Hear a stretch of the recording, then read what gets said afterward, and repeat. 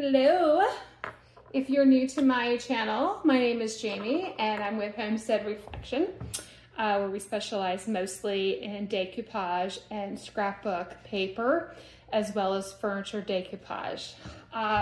So I have an Etsy shop that I sell all my rice paper on, as well as craft and gift sets that are focused around decoupage paper. One of the biggest questions I always get when people are ordering is how to apply them to shells, how to make the decoupage shells, or is my paper going to fit the shells? And so I thought it'd be really fun to do a tutorial on 101 on how to decoupage seashells. So I have these basic shells. They're big and they're beautiful. Now, of course, the video is going to make them look a little bigger than what they really are. So, but these are about 2.5, 3-inch shells. And I'm going to do, oh my goodness, that was my cat. I don't even know what's going on in there, but let's continue. So I'm going to do 3 different kind of shells today. And this is my Beach Cottage bundle paper. It comes in sheets of 3, and these each are 3 by 3. Actually, I think they're more like a 3.3 by 3.3 inch square. I'm going to take 3 of these images today and put them on my shell. So let's start with the basics, and let's start with the things that you probably will need to make your seashell craft work. Okay, first thing is first is your paper. Now, I prefer mulberry rice paper decoupage. Let me rephrase that. I prefer mulberry rice paper for my decoupage projects. And the reason why is I love mulberry rice paper. I love the threads that are in the paper. It gives it a little bit of strength, and but it's also very forgiving. And it's thin enough where you can work with it, and it's translucent. Some people prefer tissue paper and napkins. I don't. I don't love napkins, and I don't love tissue paper. For me, they're too thin. They shred and rip so easily. And a lot of times the ink will spread, and just, it can turn into a very messy project. So if you're new to decoupaging, I would highly suggest doing it with a mulberry rice paper of some sort. You can check out my Etsy shop down below. There's the link, or any kind of rice paper that you find. That's just my preference. You can do what you feel you're comfortable with, or what you have laying around the house. That's always an option too. A few other things is you want your foundation. We're gonna use seashells today. You could do trinket dishes, bowls, planters, jewelry boxes. You could decoupage almost everything, which is so fun.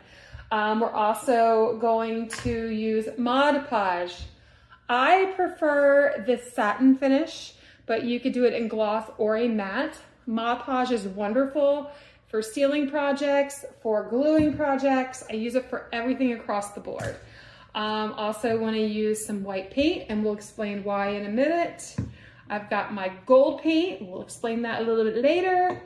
Some other card paints, which we'll use at the very end, brushes, paintbrush, and a piece of saran wrap. And I'll explain the saran wrap as we go, but it is very, very important if you're new to get a piece of saran wrap. You can use it over and over, but have this while you're decoupaging. And I'm a messy crafter, so plenty of napkins. This paper has 6 images, and I'm going to use 3 today. So there's a couple ways where you can cut your images. You can use scissors. I don't love scissors, and I'll tell you why. It creates a very precise, that's the word, precise line, which is fine. But sometimes if you're trying to blend edges, it will not allow you to have that aesthetic. So if you're cutting around something to sand off later, it doesn't matter if you use scissors, but if you're trying to blend it so it looks like it's part of the wood or part of the project, scissors is not your friend. Another option is to just tear it, which I'm going to use today. And then another option people usually will do is they'll wet a paintbrush and they'll just put a little bit of water on the edges and then tear it. It'll wet the paper a little bit and give you a nice tear, so it feathers the paper a little bit better for blending. So it's completely up to you, but for the purpose of this seashell project, we're just going to rip the images apart. And we're gonna do it just like that. Again, I'm using 3 of these images because I have 3 shells, so then we'll get started. All right, so we are gonna start with white paint. Why white paint? The seashells are already white, right? Yes, they are. However, if you want your images to really stand out and pop out, always paint the back or the foundation white.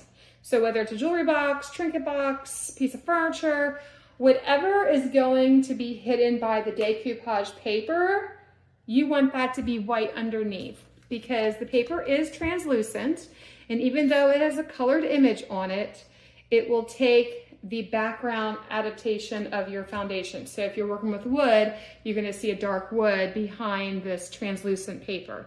And even though the seashells are pretty much white, you can see there's tannins and there's stains on that, which is a beautiful natural thing, but I don't want them to show through when I'm trying to display my image. So all I'm gonna do is add just a little bit of white paint, not a lot, there's not much needed for this, and then just let it dry before you go ahead and start decoupaging your images on your shells. Again, I'm gonna do 3 shells, so I'm just gonna go through these very quickly, give them a nice little layer of white paint. See, this one has a little bit of, well, I've just painted over it, so you're not gonna see, but it had a little bit black on it. Oh, here's one that has black. And it's just part of the shell, the nature of the shell. You can see it on the bottom. So I don't want that popping through on my images. So we're gonna come in and just make sure everything is one solid white color. And you don't have to be perfect with this because you're not gonna see that so much. You're just making it possible so your pictures, your images will pop, okay? So we're gonna let those dry, then we're gonna come back and I'll show you how to decoupage your paper. All right, so I'm gonna show you at this angle so you can actually see me do the project. So you're not just staring at my face, you know, even though my face is very pretty and need to be looked at. Just kidding. I think you are here for the seashell, not for me. So all I'm gonna do is, whoops, put some, this is why it's important to have napkins, because like I said, I am the messiest crafter ever. You don't want a lot of glue or Mod Podge on the back or on your foundation, which is my shell. And the reason why is that's gonna soak into the paper and it's gonna make the paper a hot mess. So yes, obviously you want to apply enough that the whole thing is covered, but you do not want globs of Mod Podge on your shell. All right, so we're gonna take this. Now what I find is easiest is start with the center. Work with the center. I usually pinch the center down, so that way it's a no fail of getting my print centered on the way it needs to look. And I'm using that saran wrap to press it down on the image.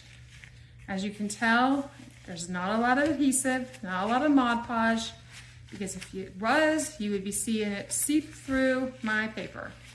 Even though mulberry rice paper is pretty durable, well, look at that, see? It will still rip. This is what I was trying to say, and it actually happened. But remember when I said it's pretty forgiving? Boom. That's what I'm trying to say, guys. It's so awesome. You can put it back in and you can't even tell it was ever ripped. So I love it. Now, this is exactly where it needs to be. Why do we use saran wrap? It's optional. It's very optional. I just use it for every project, and it's because it helps smooth out the wrinkles that can be caused in crevices and curvatures. I mean, we're working with flat paper on curved objects, so you're gonna have creases and you're gonna have wrinkles. That's just the way it's gonna happen. But we can minimize that by using the saran wrap.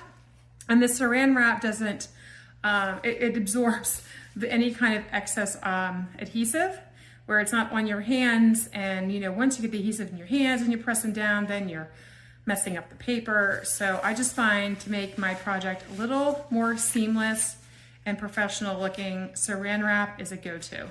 So this one is done being pressed into. I'm going to do a very, very light layer of Mod Podge on top of it.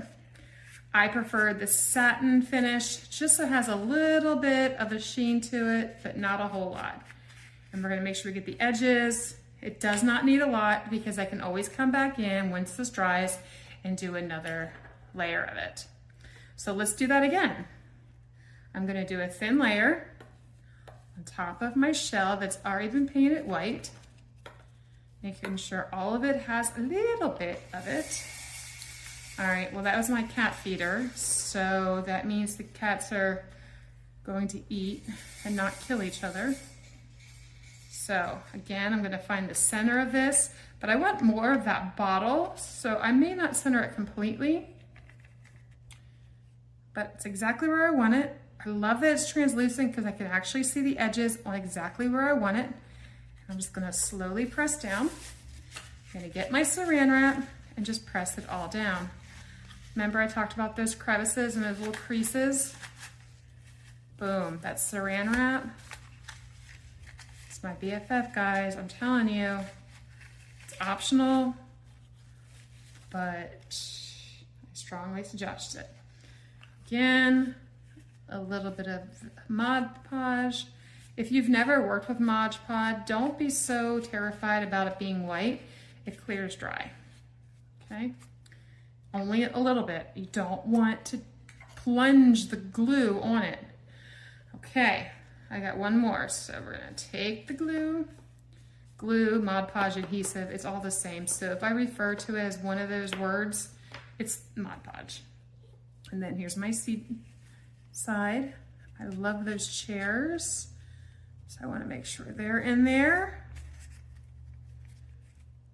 Okay, once I get it where I want it, you can see I'm getting adhesive on my fingers, and I don't want my fingers to get into that picture, because it could turn into a hot, hot mess. Trust me. Now there's one of those crevices, right, where there's little creases. So I just pulled that out, and then I'm just gonna smooth it with my saran wrap. And then we're going to go ahead and give that a little bit of Mod Podge as well. So we're gonna let these dry, and then I'm gonna show you how to trim out the edges. So all you see is what is on the shell. Okay, so if you look, the Mod Podge is dried pretty much, and I'm ready to trim the edges. I'm gonna show you two very common ways to do this. I'm first going to show you a way that some people do it. I wouldn't suggest doing this way if you plan on keeping it natural around the edges. So if you get a lighter, careful, obviously, it is fire. And I'm gonna put this underneath it. And what it does, it burns the edges, as you can tell. So obviously you wanna turn around. That's probably a little too much paper to burn off. It's probably not the safest way, but trim the edges as much as possible and then do this. This is what you should not do. But you can tell it literally burns the edges off. It makes it so much easier and a lot more seamless. And then if you want to paint the edges, you can, and that's what I would suggest, because at the very end, it is a burned edge. So you have a little bit of that. And that's not a big deal, because I'm going to show you what we're going to do with this. But if you're planning on leaving a shell natural, I'm not too sure you want that kind of edging in the back. So I'll show you how we can clean that up, but you can tell I'm just cleaning this. Some people like the base of the shell empty, and then some people like it with the paper on it. So I'm going to show you both options. I'm I'm gonna show you this way, and then I'll show you how the whole paper on it will look. And there's no wrong way to do that. It's just a preference. But you see how easy it is with the lighter to go around and just do that. It's pretty easy. So that's what you would have for your shell. Another option is my favored way of doing it. Sanding block, a 60, 80, or 100 grit. You don't want it to be a soft block because all you want to use it to kind of just sand off the edges. Make sure your paper is dry so it doesn't pull it or smear it, because it will if it's not completely dry or adhered, but it pulls right off. And it also does the contour of the shell, which is so pretty. This is my preferred way of doing any kind of decoupaging, even when I do clay pots or really anything. I usually will go ahead and do the sanding block. I don't love the lighter way. I glued that to the bottom, but I'm gonna paint that gold, so we'll come back to that. But you see how easy that was? And then there's, you know, there's no fire. I don't have to call 911, and I'm not burning myself. My husband's a firefighter, and I don't know if he would really appreciate that method, but some people like it. So I think it's a good method to do like in like tight corners where you can't get a sanding block. Like if you're doing letters and there's these little crevices, maybe like an O or like the letter P or something. I've seen that. I can understand why people use the lighter method, but for the most part, I prefer the sanding block. So I centered it enough where I got the image, but I got the white on the background. Not a big deal, because like I said, you can do one to two things. You can peel this off and make it one color, or you can paint over it. For the purposes of this video, I'm just gonna paint over it. So there you go, pretty cool, huh? So now that my shells are, for the most part, glued and put down, I am going to add another layer of that Mod Podge. Remember when I said go light on the layers? Go light on the layers once again. But the great thing is, since I did a light layer, it dried quickly, so now I can come in and do another light layer, and it'll dry pretty quickly as well. So we'll do another one. I love this beach cottage paper. It's very summery. It's very neutral in colors. It's very pretty. We're gonna let those dry, and then we're gonna come back in and I'm gonna show you how to paint the edges of your shell as well as the back of your shell. So now, the first shell we're going to work on is this one. Remember I talked about the paper being on the shell that's white. It's not a big deal. I'm gonna show you how I'm gonna paint that. These are different options that you can do. Everyone has a preference. Some people like the nature or the natural shell on the back, which is perfectly fine. I think it's beautiful either way. But for this aesthetic, I'm actually going to paint the back of the shell a soft blue. And this is a blue that I kind of just mix a little bit of white and black into a soft blue. So it gives it more of a coastal, natural look. Gosh, those colors are so pretty. All right, and we're gonna let that dry before I flip it over and do the other side for obvious reasons. So we'll let that dry. And then let's see, let's do something different with this one. I'm gonna show you the natural way it is. So again, you have, I'll have to sand that off, the natural shell. What I'm gonna do is I'm gonna take some gold paint, and I'm just going to do the edges of this one. Now, you don't need gold paint and a paintbrush. You can also use a gold acrylic marker, which I've done just the same. So whatever you have laying around, whatever is easier for you, they give both the same effect. So it doesn't matter. I don't prefer one over the other. Some people like the marker because they can get a little bit more of a straight edge. So that's fine too. Whatever works for you. It's your design, it's your project. What I'm gonna do is I'll probably take a little bit of this and brush it over the edges so you see it actually on the image itself. Not a lot, just enough to give it a little bit of character, a little bit of depth, getting into those little divots of the shell. There's some gold paints that are better than others. I prefer this one. It's called Treasure Gold. You can buy it on Amazon, and you can buy it on, at Walmart. I prefer it over an acrylic marker or some of the other colors. the other markers. I'm making a mess. Told you. I'm painting the bottom of this paper for just to give you an idea what you could do with it. You could do it either way. It's totally up to you. I'm just doing it to show you the different things that you can do. So we're gonna let that dry, and then we're gonna move on. So here is one that I took the paper off on the edges. So this is the one that I will come in with the gold and just do the edges.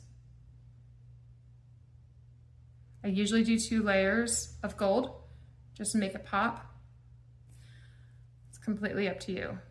Okay, I'm just going to do a little bit around the edges of this one. And then I'm going to flip it over and we're going to paint the shell gold. It doesn't have to be gold, guys. If you guys got a silver aesthetic going on, you can get this paint in silver, or you can use a silver acrylic marker. You don't have to use gold. You can use color like blue or black or white. You don't have to use gold or silver. It's your project, like I said. So we're gonna let that dry, and then we're gonna come back and finish them up. Now that they've dried, I'll show you the difference between the 3. This one, again, I took the paper to the very middle and then I painted the edging, the hinge of the shell in a gold. And now I'm gonna come back in and I'm actually going to paint the back of my shell gold. So this is where I will probably do 2 layers of the gold just to have it pop. Trying not to glob it on and have it spill onto the picture on the back, or shall I say the front. So I love the shell's gold or silver metallic, like a metallic in the back, but this is a preference. Some people love the nature, or I keep saying nature, the natural shell. It's completely up to you and what you're trying to do with it. Everyone's got a different reason why they're making them. Everyone's got a different aesthetic. So you do, as my son would say, you do you, boo. So we're gonna let that dry. And then this one, I'm gonna show you a technique that I use for a lot of my clay pots and shells. Invest in acrylic markers if you already don't have them. And this is why. Wherever there's a mistake of paint, glue, paper, I can come in with my acrylic marker and just blend colors together. And then that way it looks like it's seamless. That way I can cover up any mistakes, and truthfully, to the naked eye, you can't even tell if it's the paper or if it's the design. With the acrylic markers, there is this grace that gives you, this little leeway that you can sit there and smudge it a little bit for blending purposes. So that's pretty cool. So I'm gonna come in, as you can tell, and just keep working with it. So that way my shell looks like everything belongs together. Now, as you can tell, like I accidentally got some paint on it. no big deal. I can come in, smudge it a little bit. That is, okay, well, between the cats and the police department going down the road, it's a very busy Friday around here, guys, very busy. Wonder what's going on. Sorry about that. We'll keep playing with that, and you can basically blend in your colors to kind of match it all together. And with this one, I made it the light blue. You could keep it like that, or maybe even use like a white pearlescent paint that goes over it. But that's a nice way of doing it, is the blue. And then the other shell, I did a heavy coat of the gold around it, a little bit around the edgings, but I'm gonna keep this looking natural. So I want this to shine through. If you have accidentally put paint on here, you can go ahead and rub it off with a little bit of nail polish remover or sand it down, completely up to you. The options are limitless when it comes to decoupaging seashells. You could display them as part of your aesthetic in your house. They are great wedding keepsakes. They're great crafts to do with children. These are easy for kids to do. You can teach them how to do them. You can make a whole bunch of them. They're also really cool trinket trays. You can put wooden beads on the back of them, and they're great little trinket trays for little rings or little hair bands. Another option is to give it a coat of the clear satin, and it'll give it a little bit of a shine. Or you could do a UV resin, which actually gives it a hard shell, which is really nice and looks professional if you're making little trinket trays. So the options are limitless. And as always, if you have any questions, please let me know, and I'd be happy to answer them below. Or you can find me on Homestead Reflections on Etsy, and hopefully I can answer any questions you have in regards to your rice paper. So thank you for watching, and if you haven't already, please subscribe so we can do more decoupage projects together. Thank you and have a great day.